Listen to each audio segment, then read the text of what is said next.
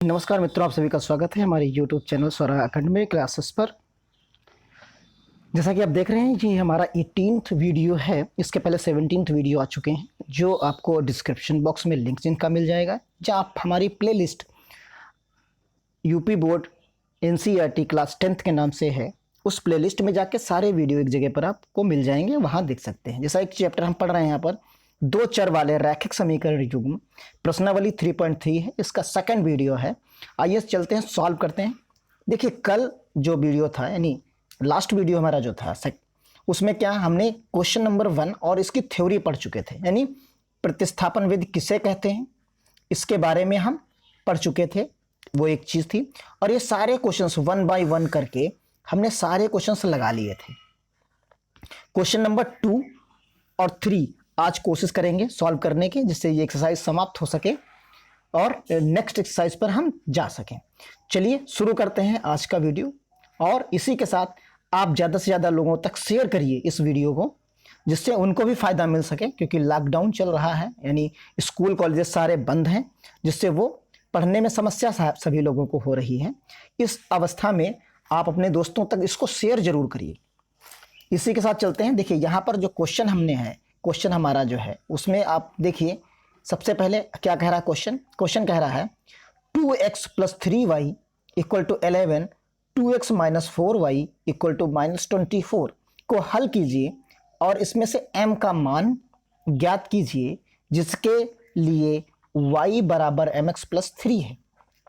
तो मैं आपको पहले बता दूं, जो ये दो समीकरणें दी गई, एक ये और एक ये, इन दोनों समीकरणों की सहायता से, यानी प्रतिस्थापन विधि की सहायता से, आप समझिए, प्रतिस्थापन विधि की सहायता से इन दोनों समीकरणों को सॉल्व करिए, उससे x और y का मान निकालिए, और फिर वो x और y का मान निकालने के बाद, जैसे आपने इन सभी सवालों में x y का मान निकाला है, उसी तरह इन दोनों समीकरणों के माध्यम से x y का मान निकालिए। फिर वो x y का मान इस वाली समीकरण, यानी y = mx + 3 में रख दीजिए। जैसे आप रखेंगे x y का मान, तो एक ही चर राशि मिलेगी, वो भी होगी m, और आपको m का मान मिल जाएगा। अब आपको प्रोसीजर समझ में आ गया होगा। अब चलिए शुरू करते हैं, कैसे इस सवाल को हमें लगाना है। तो सबसे पहले हम दोनों समीकरणों को लिखते हैं यहाँ पर, और लिखने के बाद अब देखिए क्या करना है, हमको सॉल्व करना है। तो 2x + 3y = 11 ये हो गया। फिर 2x - 4y = -24। अब आप चाहो तो इसको 2 से डिवाइड कर दीजिए, तो ये थोड़ी समीकरण जो है कम अंकों की हो जाएगी। तो यानी x = -2y, 2 से हमने डिवाइड कर दिया, -12। अब आप समझिए, इस समीकरण को x का मान अगर हम निकाल लें यहाँ से, तो इसी का x का मान अगर हम निकालें तो -12 और +2y हो जाएगा। अब ये पूरा का पूरा मान हम उठा के इस वाली समीकरण में रख देते हैं। तो जैसे ही रखेंगे तो 2 माइनस, यहाँ जो हमको मिलेगा, देखिए आप, यानी 2y - 12 ये चीज़ मिल जाएगी यहाँ पर, प्लस 3y = 11 ये चीज़ मिल जाएगी यहाँ पर। अब आप इसको सॉल्व करिए। जैसे ही आप सॉल्व करोगे, देखो इसको आप सॉल्व करोगे तो देखिए कैसे आपको सॉल्व करना है, तो मैं दिखाता हूँ। तो 2 से आप मल्टीप्लाई करेंगे तो आपको यहाँ क्या मिलेगा, 4y मिलेगा, -24 मिलेगा, प्लस 3y मिलेगा, =11 मिलेगा। आपकी ये समीकरण सॉल्व हो रही। अब आप देखिए, ये 3y और 4y 7y हो जाएगा, ये 24 जाके 11 में ऐड हो जाएगा, तो ये कितना हो जाएगा, ये 35 हो जाएगा। तो y = 35 डिवाइडेड बाई 7, तो इक्वल टू आपको क्या मिला, 5 मिला, यानी y = आपको 5 मिल गया। अब y = आपको जब 5 मिल गया है, तो आप क्या कर सकते हो, देखिए आप किसी एक समीकरण में चाहे जिस समीकरण में रखिए। जैसे इसी समीकरण में अगर हम रखना चाहें तो आप देखिए यहीं पर रख देते हैं, आप आराम से लिखते चलिए। y बराबर अगर इसमें हम रख देते हैं तो क्या मिलेगा, देखिए x बराबर आपको y बराबर 5 मिल चुका है, यहाँ पर जो है y बराबर आपको 5 मिल गया। अब आप किसी एक समीकरण में रख दीजिए, जैसे इसी में रख दीजिए, देखिए ये है, इसमें रख दीजिए। तो जैसे ही आप यहीं रख दें अगर हम, देखिए क्या मिलेगा, -12, यहाँ -12 मिला और प्लस का आपको क्या मिल रहा है, 2 मल्टीप्लाइड बाई 5 मिल रहा है, मल्टीप्लाइड 5 मिल रहा है। तो जैसे आप 12 में से -12 में से प्लस का 10 घटाएंगे तो आपको क्या मिलेगा, माइनस का 2 मिलेगा। यानी x बराबर, आप समझिए कि x बराबर क्या मिला, माइनस का 2 मिल गया। यानी आपको 2 मान मिल गए, आप समझिए, एक मिल गया प्लस का 5 और एक मिल गया माइनस का 2। तो आपके सामने हैं दोनों मान, देखिए आपको यहाँ पर दोनों मान सामने आपके हमने लिए। एक है x बराबर -2 और एक है y बराबर 5। अब आपके पास जो समीकरण थी, जैसे हमने कहा था उसमें रखना है, जिसमें m का मान निकालना है, वो क्या था, y = mx + 3। यही तो समीकरण थी आपके पास। अब इसमें इन दोनों के मान, यानी आप x और y के मान तक तो आप करते ही रहे हैं सवालों को, बहुत सारे सवाल लगा लिए, 5-6 सवाल लगा लिए थे। बस इस सवाल में थोड़ा सा आगे काम करना था, y बराबर mx + 3, यानी इसमें हम y की जगह पर 5 और m तो ऐसे ही रहेगा, तो इसकी जगह पर -2 और +3 रख देते हैं। अब यहाँ क्या मिला, 5 मिला, इक्वल टू -2m हो गया और +3 हो गया। आप जैसे यहाँ पर हमें रखनी होंगी चीज़ें, तो आप जैसे ही चीज़ों को रखोगे तो आप देखिए क्या मिलेगा यहाँ, तो यहाँ माइनस का 2m मिला, इक्वल टू 5 -3 हो गया, इक्वल टू माइनस का यहाँ पर क्या बचा, यहाँ बचा 2 और यहाँ बचा m डिवाइडेड बाई 2 हो गया माइनस के साथ। तो ये चीज़ कैंसिल आउट हो गई। तो आपको क्या बचा, यहाँ देखिए आप, जो आपको मिलेगा वो क्या मिलेगा, यहाँ बचेगा माइनस का 1 बचेगा, माइनस का बराबर 1 मिलेगा यहाँ पर। तो यानी जो हमें वैल्यू फाइंड आउट करनी थी वो क्या मिल गई, m बराबर -1 मिल गई आपको यहाँ पर, m बराबर -1 मिल गई है यहाँ पर। तो ये चीज़ आप देख सकते हो यहाँ पर। तो ये सॉल्व हो गया आपका आंसर क्वेश्चन। अब चलते हैं अगले क्वेश्चन की तरफ। अगला क्वेश्चन आपका देखिए क्या है, अगला क्वेश्चन है आपका थ्योरेटिकल क्वेश्चन।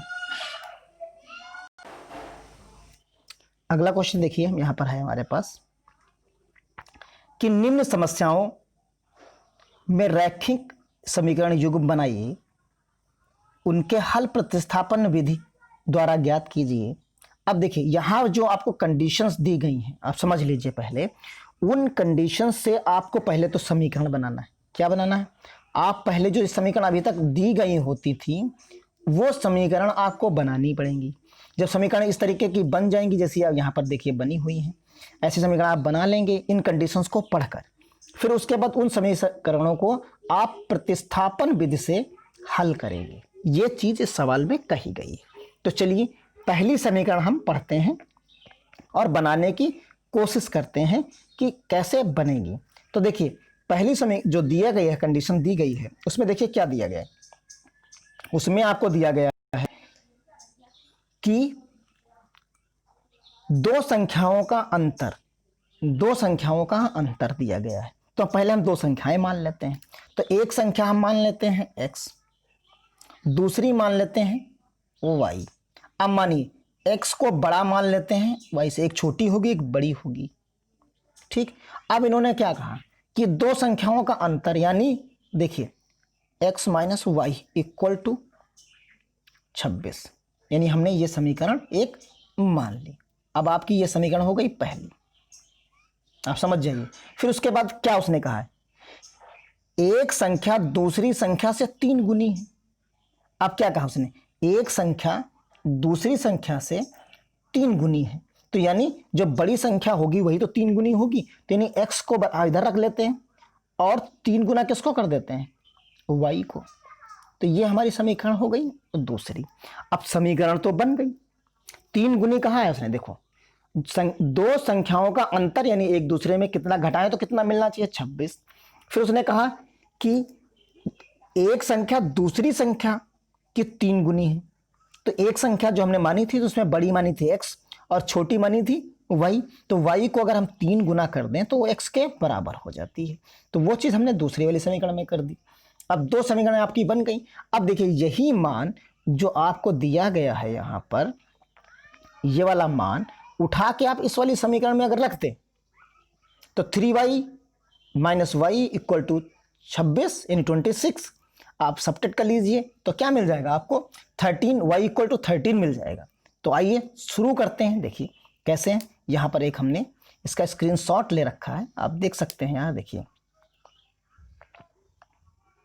तो देखिए यहाँ पर हमने जो माना है उसमें देखिए ये हमने कहा कि माना दो संख्याओं का जो है प्रकार वो क्या है, x और बड़ी है y से और दो संख्याओं का अंतर 26 दिया गया है। तो हमने ये समीकरण बना ली पहले, जो हमने अभी बनाई थी आपको समझाई थी, वहां पर हमने समझाया, यहाँ पर लिखा हुआ। फिर देखिए यहाँ क्या है, 3 दूसरी संख्या के बराबर 3 गुना यानी y इक्वल टू ये बन गई, यानी 2 समीकरण आपकी बन गई। अब आप प्रतिस्थापन हम आपको सिखा चुके हैं कि एक का मान उठाकर दूसरे मान में रख दो। देखो ये चीज रख दी गई। जैसे ही इन्होंने सॉल्व किया आपको क्या मिल गया, 13, यानी y बराबर 13 मिल गया।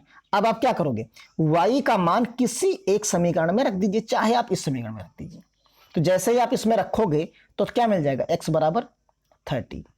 अब एक का मान 39 मिल गया, एक का मान 13 मिल गया। अब आपकी समझ में आ गया होगा कि क्या करना होता है और किस तरीके से करना है। तो आप आसानी से इस सवाल को भी लगा लेंगे और समझ लेंगे। इसको एक बार में नहीं समझ में आ रहा तो दोबारा लगाइए। लेकिन एक चीज ध्यान रखिए कि जो सवाल में लिखा है हूबहू आपको वही चीज माननी है, इसके अलावा आपको कुछ भी मानना नहीं है। अब देखिए, अब आपको हम समझाते हैं। यहाँ पर जो अगला सवाल आपको दिया गया है, देखिए दूसरा सवाल इसी का पार्ट है। उसमें कहा गया है दो संपूरक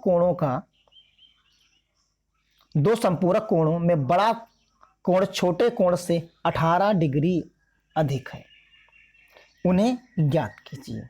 ये इन्होंने यहां पर कहा। तो हम दो कोण मान लेते हैं, फिर वही चीज कि एक को x मानते हैं और एक को y डिग्री मान लेते हैं। यहाँ डिग्री में लिखना पड़ेगा। अब हम कह देते हैं x जो है वो y से बड़ा है, ये चीज हमने यहाँ पर मान ली। आप समझिए। फिर उसने कहा कि चूंकि जो बड़ा कोण छोटे कोण से 18 डिग्री अधिक है, तो हम क्या कर सकते हैं, चाहे हम अंतर लिख दें तो हम लिख सकते हैं x माइनस वाई, अगर घटा दें तो क्या मिलेगा, 18 मिलेगा। या फिर कह सकते हो, देखो इधर हम लिखे दे रहे हैं x बराबर y प्लस 18, यानी छोटे वाले में 18 जोड़ दें तो x के बराबर हो जाएगा, या x में से हम y को घटा दें तो 18 मिल जाएगा। दोनों का मतलब एक ही है। और हम जानते हैं तो एक समीकरण तो ये हो गई। और संपूरक कोण का मतलब जानते हो क्या होता है, वो आपको याद होगा, नहीं याद है तो हम बता देते हैं। x बराबर y, यानी दोनों कोणों को अगर जोड़ दें तो वो 180 के बराबर होता है। कैसे, देखो ये एक सरल रेखा, इस पे कोई हमने कोण बनाया, देखिए एक कोण ये हो गया और एक कोण ये हो गया, आपको याद आ रहा होगा। तो अगर हमने ये कहा कि ये थीटा है तो ये क्या हो जाएगा, ये 180 माइनस थीटा हो जाएगा। यही चीज तो होती है, यानी इन दोनों कोणों को मिलाकर 180 बनता है। इसी को संपूरक कोण कहा जाता है। एक दूसरे के ये संपूरक होते हैं। ये चीज आपकी समझ में आ गई होगी। तो अब देखिए ये चीज आपके दो समीकरण यहां पर बन गई। अब फिर से वही काम, x बराबर आपको निकालना, जैसे x बराबर y प्लस 18 है, इसको उठा के आप इस वाली समीकरण में रख सकते हैं। देखिए आप अगर चाहें तो यहां पर क्या करें, इस वाले समीकरण को, जो यहाँ पर समीकरण है, इसको उठा के इस वाली समीकरण में रख दीजिए x की जगह पर और आंसर फाइंड आउट कर लीजिए। तो चलिए देखते हैं कैसे है। यहाँ पर आपके पास स्लाइड है, आप आसानी से यहाँ देख सकते हैं कि किस तरीके से हल किया गया है। यहाँ आपको किसी भी प्रकार की दिक्कत नहीं होगी। माना दो कोण, एक्स और वाई, आपने दोनों कोण मान लिए। अब दोनों कोण जब मान लिए तो उसमें से एक बड़ा मानना है, एक छोटा मानना है। आपने देखी मान लिया कि x बराबर वाई प्लस 18 हो गया। दूसरा, दो संपूरक कोणों का योग जो होता है वो 180 होता है, तो ये चीज आपने मान ली। दो समीकरण आपके पास हो गई। ऊपर वाली समीकरण को पहले समीकरण दूसरी में रख देते हैं और सॉल्व कर लेते हैं। सॉल्व करेंगे तो आपको देखिए क्या मिला, 2y बराबर 162 डिवाइड किया तो आपको क्या मिला, 81 मिल गया, यानी y का मान आपको 81 मिल गया। आप क्या करेंगे, आप इस 81 को किसी एक समीकरण में रख दीजिए। आप जैसे ही रखोगे तो x बराबर आपको क्या मिल गया, देखिए 99। तो एक का मान मिल गया आपको 81 और एक का मिल गया 99। ये दो मान आपको इस तरीके से मिल जाते हैं। तो ये तरीका था आपका सॉल्व करने का। आप इस तरीके से आसानी से सवालों को हल कर सकते हैं। अब अगर आपको वीडियो हमारा अच्छा लगा है तो आप इस वीडियो को देखिए और अपने दोस्तों तक जरूर भेजिए, ज़्यादा से ज़्यादा इसको शेयर करिए, जिससे सभी लोगों को इसका फ़ायदा मिल सके। क्योंकि स्कूल कॉलेजेस सारे बंद हैं, पढ़ने का यही एक मात्र रास्ता है कि ऑनलाइन उसको पढ़ा जा सके। और मैं पूरी आपकी बुक जो एनसीईआरटी है क्लास 10th की उसे सॉल्व कराऊंगा। इसी के साथ आज बस इतना ही। इसी के साथ धन्यवाद। जय हिंद, जय भारत।